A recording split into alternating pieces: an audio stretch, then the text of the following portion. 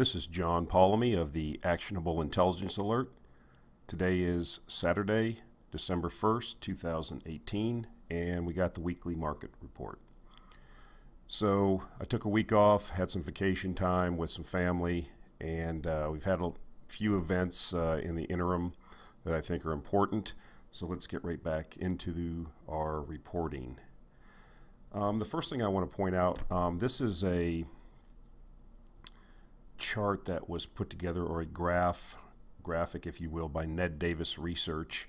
I saw it on Jesse Fedler's Twitter account, and I think it's instructive to take a look at this and study it, because what it's basically showing is a calculation that Ned Davis Research does. And by the way, I'm a big favorite of Ned Davis Research.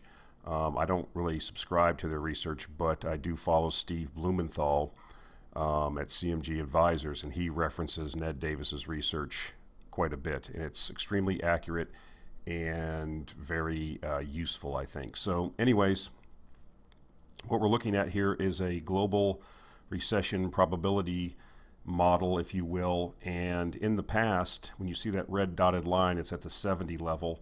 Typically, as you can see, the probability of a global recession increases exponentially once this gets above the 70 reading on this index. So I would suggest to you that we are obviously in the later stages of recovery or growth in the U.S. economy. The Federal Reserve continues to raise rates. We've already seen extreme weakness in the housing and auto manufacturing sectors. So I think what I'm trying to get at here is we are heading for a recession. I don't know exactly when it's going to happen. Employment growth is still growing. We still haven't seen an inversion of the yield curve, but we are basically in the ninth inning here, if we're not in the bottom of the ninth. And why this is important is that if we in fact have a recession in the United States here in the next year, which I think is a high probability, this is going to coincide with global economic weakness and also various other policies that are exacerbating that, i.e. our trade issues with China and some of the other things that are going on around the world, which I don't have time to get into in this video, but I will touch on them in the next slides. But suffice to say, guys, you know, the question then arises for uranium investors and natural resource investors, well, if we're going to go into a recession, what does that mean? Well, that means lower stock prices, guys. I hate to tell you this, but uranium stocks are stocks, and when the stock market goes down, if we have a recession, which usually happens, you can probably assume that uranium stocks will probably be down in the first stages of the bear market that we will probably see. I don't get into, you can't predict these things. I mean, you can just go on what the probabilities and odds are. That's why for a long time I've been advocating just buy physical uranium, because I feel that, you know, it's going to buck the trend. These uranium, or shall I say nuclear power plant projects, are long-term. They're basically recession proof. They're not going to shut down if we have a recession, and they're not going to stop building them because we have recessions. The Chinese are on a massive build out. India, Russia, we know the story. That's not going to stop. Fuel is going to be needed, and as I've said before, you know, the uranium industry is in liquidation. There are no uranium mines being built of any significance. So we'll get into that later in the uranium slide, but I think you need to be cognizant of this. We're talking about it more. So what happens as we start getting into the recession? You've already heard talk, if you've been following some of the financial news, you know, is the Federal Reserve going to do one more hike and then one and done? When will the first cuts happen? You know, basically global liquidity is drying up. Not only is the Fed raising rates, let's remember that the Fed is shrinking its balance sheet at like $60 to $70 billion a month. So liquidity, which is the mother's milk, if you will, lifeblood of the stock markets, is being withdrawn. Now, I will have to tell you that why this is very hard to game or predict is because there's counterbalancing effects going on. You know, the full effects of the Tax cuts do not take place till next year. The repatriation of trillions of dollars back to the U.S. is being used for buybacks. There's less shares available for buying than there's ever been in decades. What I'm saying is the amount of shares available out there is shrinking. Companies are buying back shares at probably $1 trillion a year rate. So we have these counterbalancing characteristics or items happening. So that's why it becomes very difficult. I think you have to be very cautious. Cash is not a bad thing. You can get, in a money market fund, you can get 2.5%, 2.25 to 2.5% just in cash now. So building cash reserves, selling off losers for tax selling, it's just not, a good idea maybe to be buy. I think it's still, prudent to be involved in some of these markets. But, if we have a recession and the stock market is overvalued and decreases, I suspect in the initial stages of the bear market that these natural resource stocks are going to get taken out to the woodshed. And that includes uranium. So I'm still buying various issues. I have been accumulating, when the NAV, net asset value of uranium participation goes negative, I buy. And I think other opportunities will come along like that. So I don't think it's a bad idea to accumulate Cameco or, physical uranium, whether it's yellow cake in the UK or UPC here in Canada. So I'll be talking more about this as we go along in the ensuing weeks and months, but you got to get this on your radar screen, guys. It's going to happen. We're in the late stages. We just don't know how it's going to play out. So uranium news for this week. Pretty positive items, I think, the first two items on the demand side. In a very unexpected vote, the Taiwanese voters rejected the government plans there to phase out nuclear power. And we also saw that in France, they're going to postpone their nuclear phase out to 2035. Why is this important? One of the things that I've latched onto that I've heard from a guy named Chris McIntosh, who does a newsletter called Capitalist Exploits and does a lot of free blogging. He's talked about what he calls the rise of the strong man and the rise in nationalism. And along with nationalism and these strong men, I'm talking about people like Bolsonaro in Brazil, Trump in the United States, Duterte in the Philippines, Orbán in Hungary, Putin. If you're going to be a nationalistic / populist leader, one of the things that you really have to be focusing on is, not only in your nationalism is energy security, because as we move away from the global one world order and all of these EU manifestations and all these type things, you're going to see a breakdown, I think, in relations between some countries. So this is going to lead, I think, to more resource nationalism, more focusing inwards than outwards, and that's going to have an effect on investment and specifically in possibly security. I mean, if you're going to have national security, that's not just military, that's economic and energy security. We've talked about this over and over, but energy is important, and people just take things for granted. And going and flipping a light switch and assuming the power is going to come on is an expectation that people have in the West. But what does it take to get there? So, you have to deep dive some of these subjects. You look at a country like Germany, who said it's going to move to renewables. It's completely imploded in their face. Prices are up. They're burning more low BTU, dirty lignite coal than they've ever burned. They've said they're going to shut down their nuclear plants, and they're beginning to do that. They're getting their gas from Russia. I mean, this is not an indication of security. And as the EU breaks down, which it will because of the nationalism and the immigration crisis that's going on there,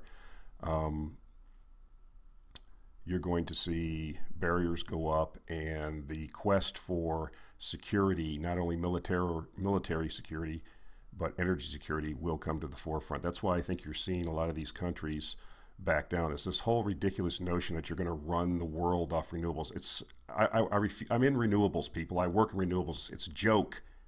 Okay, if you're living in a cabin in the middle of Montana with no power lines, yeah, put solar panels up. You're not going to run a $20 trillion economy on fucking solar panels and wind. I mean, excuse my language. This is it. I'm sick of having this conversation. And people that say these things do not understand the science, physics, and math or the economics. It's that simple. And reality will out in the end. And that is what's happening. That's why you're seeing the riots in France. People aren't interested in maybe the average temperature going up 1 degree Celsius over the next 100 years if their power and fuel costs go up 50% in the interim. Every poll shows this. Yes, the public is for green energy when you couch the subject like that. When you couch it like this, are you willing to pay 50 to 100% more for your energy needs in order to combat climate change? The answer is overwhelmingly no, and you're seeing that. Case closed. I'm not going to discuss it again. So I think this bodes well longer term, and it sets up for some real problems because investment has not been taking place in necessary energy forms, i.e. uranium, which we know is in liquidation.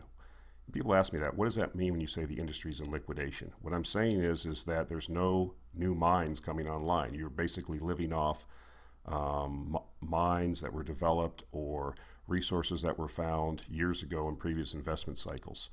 So I think that, moving forward,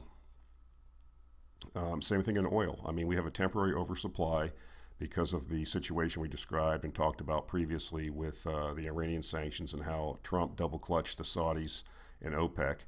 I think you're going to see a reversal of that next month, but we'll talk about that in the next slide.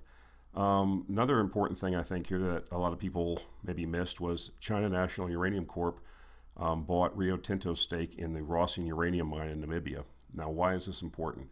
Well, the Chinese are on a massive nuclear plant build-out. My analysis of the Chinese is obviously they think long-term, and if they're going to build dozens of nuclear plants, they want to ensure the supply of uranium fuel for those plants. So this ties back into the previous comments I made. China just can't go and buy all of the assets in the Athabasca region of Canada because the Canadian government won't let them do that. However, countries in Africa are more amenable, if you will, to Chinese investment. And I think there are some, a lot of people have poo-pooed a lot of the African uranium assets, and I wouldn't be surprised if you see China go on a buying spree. These countries like Namibia, which has a huge, long history of uranium mining, I think would be more apt to cut a deal with China and allow them to, buy huge assets and build mines there because they know what that means for their economy. You will not see that in the West. You will not see the Chinese coming in and buying Cameco. They just won't be allowed to buy it. Or any of the larger, I think, assets, crown jewels, if you will. So that kind of ties back into my whole discussion previously around resource nationalism and what that really means. So this bears watching to see what China, if they continue to buy, or what their real plans are. Another interesting tidbit you might want to look at, I'll put a link to this blog post by Goehring Rosencwajg in the show notes, but they just came out with a bullish blog on uranium. A quote from the blog: "This is exactly the type of market we love to be involved with. Prices are still 80% off the highs. Investor interest among generalist investors is extremely low, and the fundamentals have turned strongly positive." We don't need to go over the fundamentals. You all know them and love them. It's just a matter of, if you've bought, to sit tight and let it play out. Oil news. Wow, this is a disaster. I mean, the Canadian oil patch, just bad news after bad news. It's basically in a literal depression at this point. You're seeing Western Canadian Select around $15 a barrel. You're seeing all kinds of bad news, but I think, this is the bottom. I mean, it doesn't get any worse than this in my view. When all the news is bad and everybody's sold, it's got to be close to the bottom. You're seeing production now being shut in Canada, oil production. You're seeing layoffs, and those are accelerating in the oil patch. And that's because the current world oil market is oversupplied because of the anticipation of the Iranian cuts and how OPEC increased their production, and then, they just didn't do it like a week before the sanctions. They built up, 6 months in advance inventories worldwide with this expectation, and then were double clutched by the Trump administration. We do have an OPEC meeting December 6th, and all the indications are that we will be seeing a production cut. And I think the Saudis they have no appetite for seeing oil, or many other OPEC members and Russia, of seeing oil, at its current price. I think that they have a view that oil is in a $60 to $80 range, in their view, closer to the higher point of that range. And I think that we will see some discussion and some cuts that are moving us back towards that area. I mean, the Saudis, it's very simple. They are trying to change their entire economy and culture to a certain extent.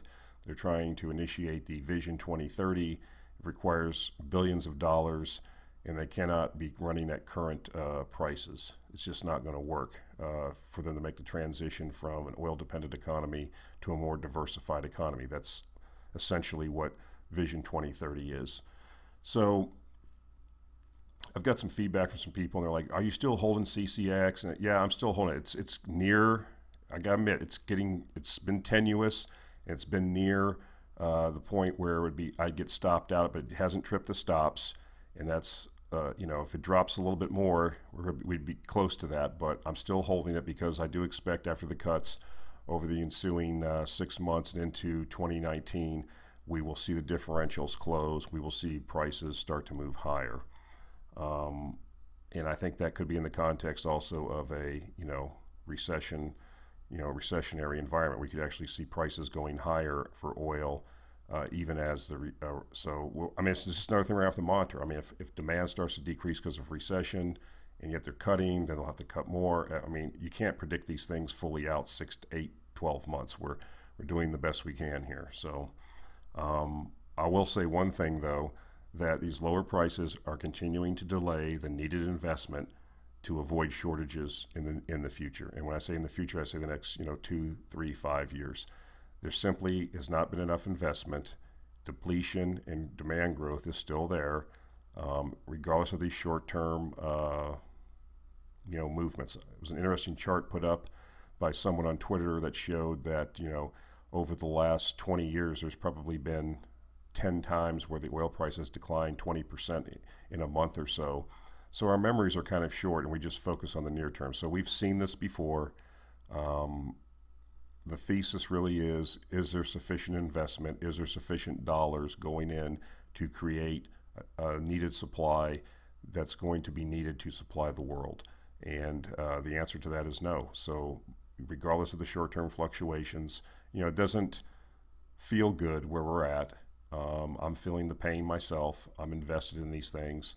Our call was, short-circuited, I think.